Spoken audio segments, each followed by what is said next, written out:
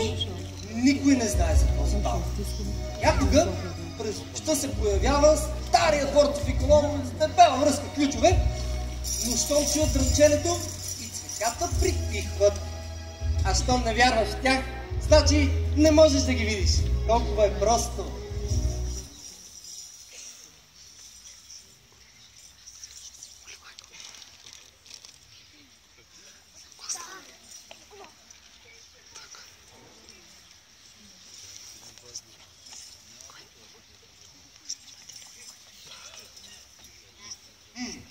Явно така ми се е счуло.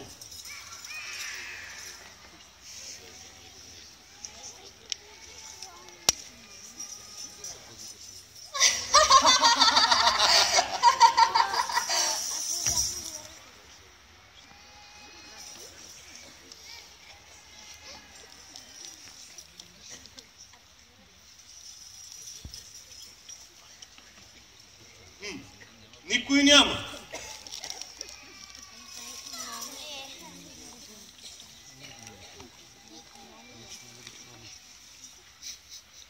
Но така мирише на цветя.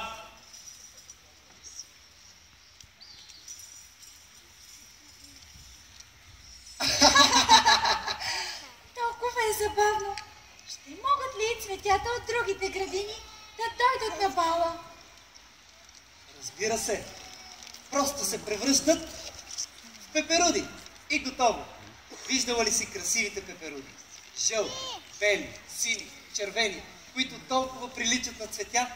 Някога те наистина са били цветя, но са се отделили от стъблото, размахали са във въздуха листенца като малки крила и така са полетели. Понеже са били послушни, са получили позволение да летят, а не само да стоят на стъблото. Това е справедливо, нали? Да. А как разбират за големия бал? О, това е лесно.